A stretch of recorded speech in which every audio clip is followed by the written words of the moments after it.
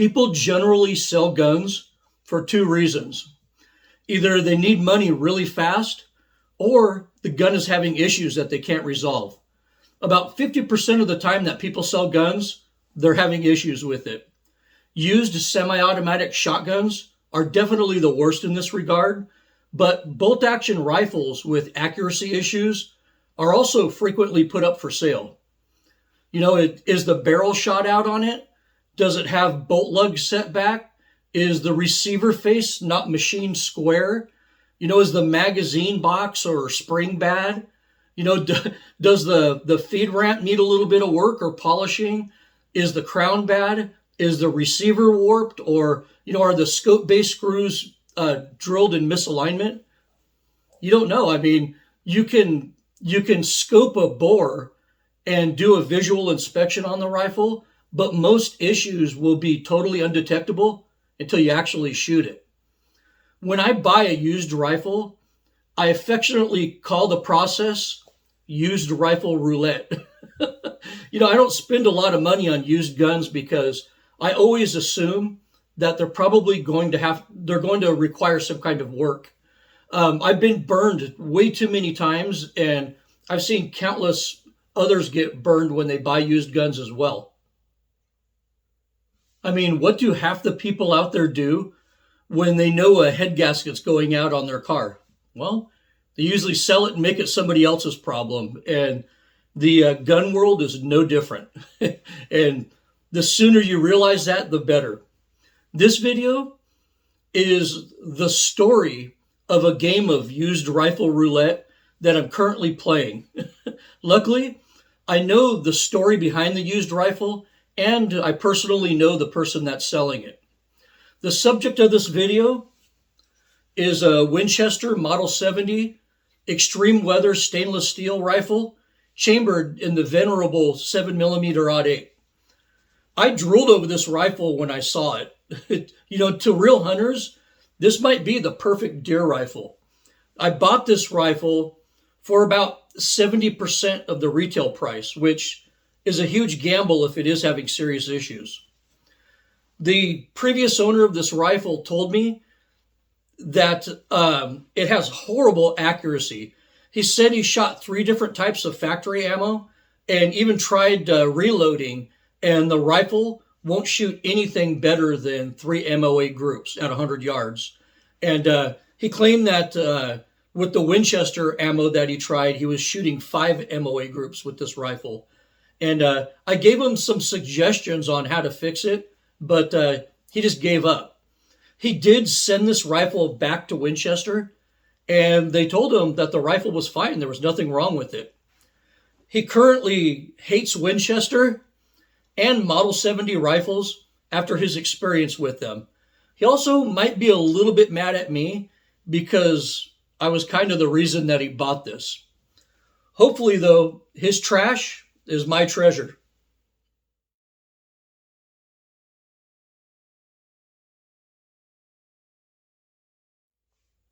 My plan of attack for this used rifle is to throw really good parts at it and see what happens. That's right, that's my plan. I really want to keep this gun. So against my better judgment, I'm just swinging for the fences on this one. I'm doing everything I can to put the odds in my favor in this game of used rifle roulette. This rifle does come with a really nice hand-laid Bell & Carlson stock with an integrated aluminum bedding block in it. But I'm going to end up taking out that factory bedding, inletting it a little bit, and bedding the stock myself. Then I'm going to bed this nice tally scope rail onto it using JB weld, just to make sure I have perfect fitment between the rail and the receiver on there. And then after that, I'm going to use top quality Seekins rings, and I'll lap these if I have to. And even though the MOA trigger that comes on these FN-made Model 70s is a good trigger, and it's adjustable, I much prefer the Timney trigger over that. So I'm also going to add a Timney single stage trigger to this, and I'm going to set that at 2.5 pounds. Then I'm going to load the 140 grain Barnes TTSX into Alpha Munitions brass using Varget, and for ignition I'll be using Federal large rifle match primers.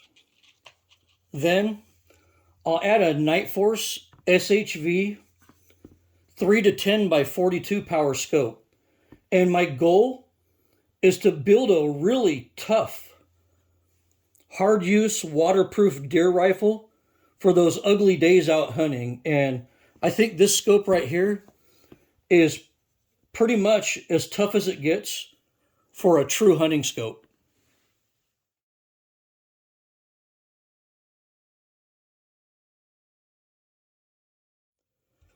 The Model 70 Extreme Weather Stainless actually comes with a decent stock from the factory. This is a hand-laid Bell & Carlson stock with an aluminum bedding block in it. And this is very rigid for its weight. The stock has virtually no flex at all in it. So this is a good stock. That's why I opted not to get an aftermarket stock, because it comes with a perfectly serviceable one. But as you can see right here, Winchester tried to bed this stock, but I could do way better than this. After I remove this Winchester goop, this is going to be easy to work with because all I need to do is some minor inletting, and because of this aluminum bedding block, it won't require pillars or anything like that. So let's get this goop out of here, do a little bit of inletting and roughing up, and let's skim bed this bad boy. And before anybody asks, these action screws were torqued to factory specifications, so that definitely wasn't the problem. And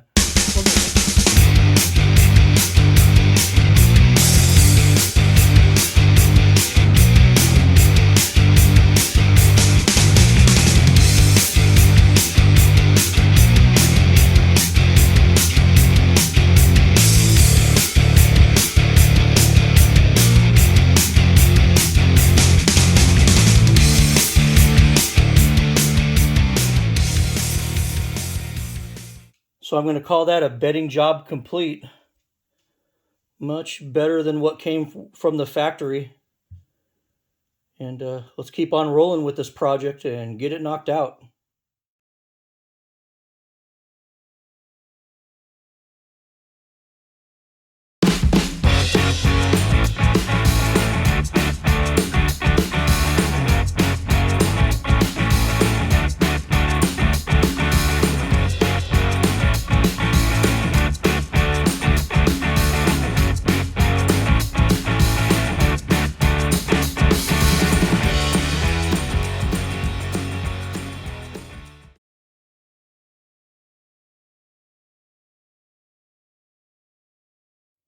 So before I get started with mounting my rail, the first thing I'm going to do is see this little overhang piece right here. I'm going to cut that off. I don't know why these rail manufacturers insist on putting these overhangs over the front. In reality, on a hunting rifle, when we mount it on a receiver right there, you know, we want that scope mounted as low as possible, and it's going to have to be mounted usually as far back as possible to get proper eye relief. And, you know, you're using a 40, 42, 44 millimeter objective. In order to get proper eye relief, a lot of the times the objective bell will hit on this overhanging piece right there. And that's not good. I really don't like that. Most manufacturers do that. So I'm just going to put a little trim on there, and it'll be ready to go.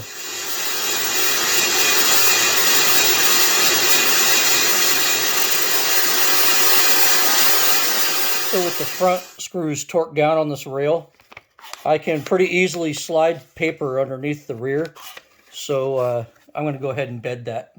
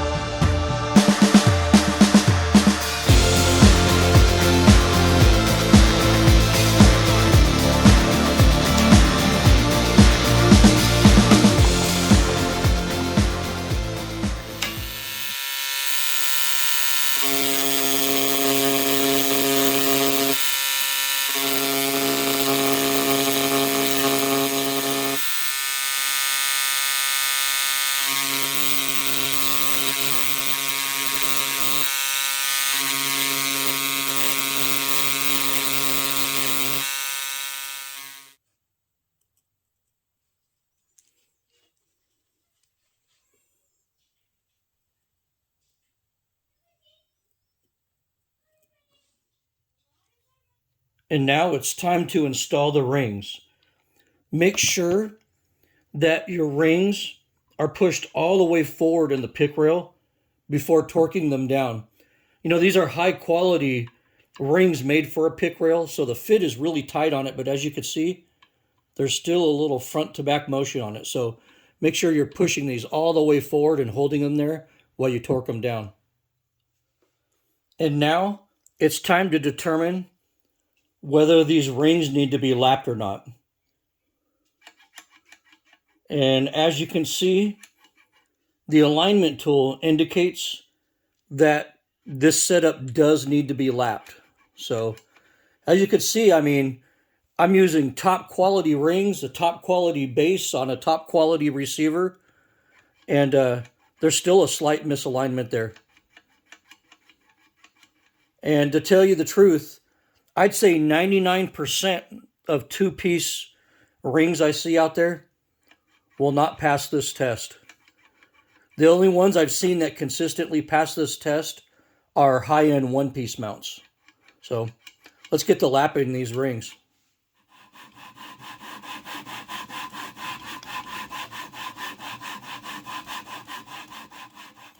So I'm done lapping these rings. I just took a little bit out of the inside of them. And as you can see, they now pass the alignment test. Big difference, huh? And I think lapping rings is worth it. And this is ready for a scope now. And as you can see, my Model 70 extreme weather stainless steel and 7mm 08 is done. And in the future, this is going to be my hard use foul weather deer rifle.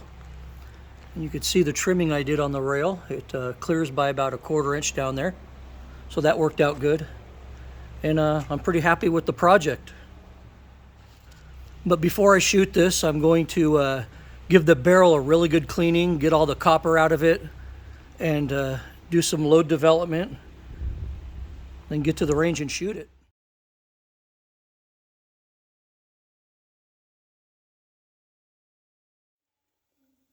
As the viewers of my channel know, I don't just randomly pick a load out of a manual and shoot it. I actually do proper load development using a system, because that's the only way to get a truly perfect load.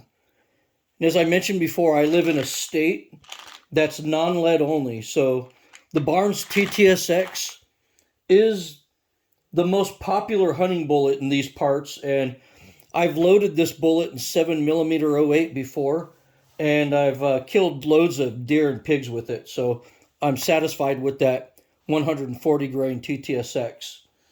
So now I'm going to do an optimal charge weight test with Varget and my Garmin chrono to gather data here.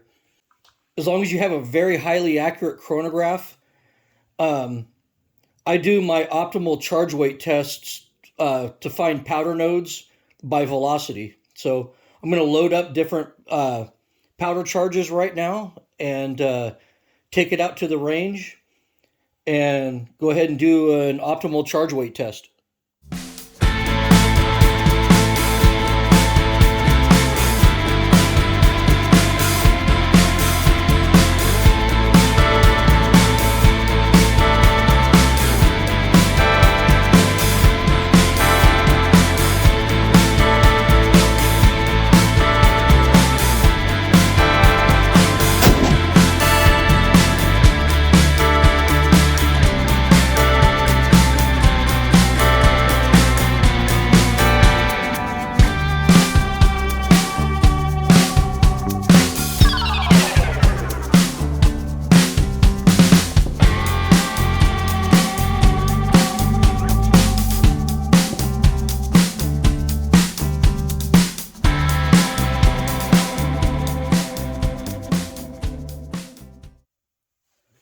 I loaded and fired shots of each powder charged and used the average of that for my velocities here.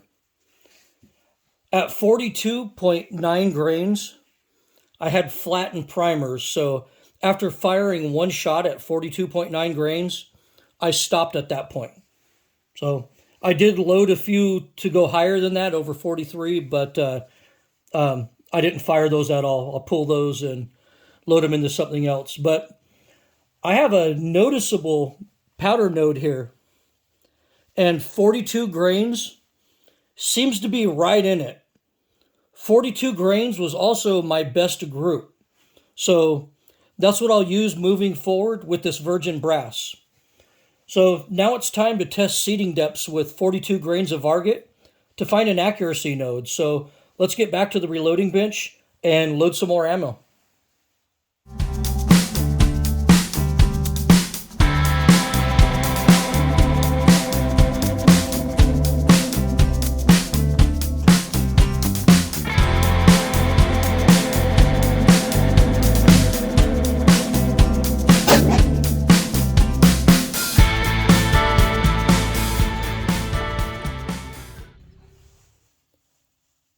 The groups did just start to open up with this gun after the barrel gets hot. So I waited a few minutes between shots, and I waited about 15 minutes or more between groups to let the barrel cool down.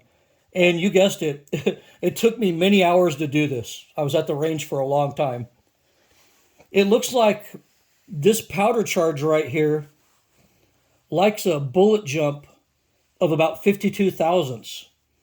You know, at this point, load development is pretty much complete, and I can go test this load out at various distances.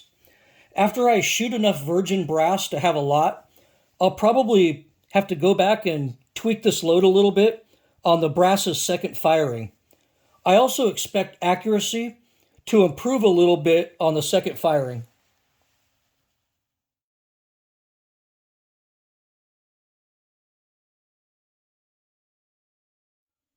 So this is a typical and repeatable 5-shot group with this rifle now. Just over a half inch, between a half MOA and 3/4 MOA rifle now. Pretty reliably too.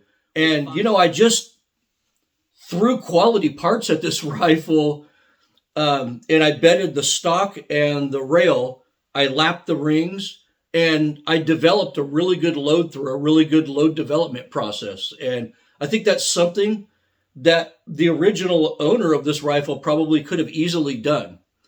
What the owner of this rifle claimed was a 3 to 5 MOA rifle is now, just over a half MOA rifle.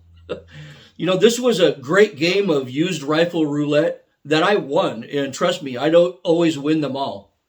This rifle has every feature I want on it. It's built on my favorite Model 70 Action, and it's chambered in one of my favorite cartridges, the 7mm 08. And, how could I not fall in love with this rifle? When I go out in stormy weather or I hunt the coast, you're probably going to see a lot more of this rifle on my channel. Many of you are going to ask, what was wrong with the rifle to begin with? And my honest answer is, I don't know. What I did worked out for me. My plan was, if none of the stuff I did worked out, I was probably going to end up rebarreling it because I really like this action. But I'll kind of break down what I did and tell you what I think about it. This stock was already kind of quasi-bedded into a high-quality stock with an aluminum bedding block. So, in my opinion, the bedding probably didn't make a huge difference.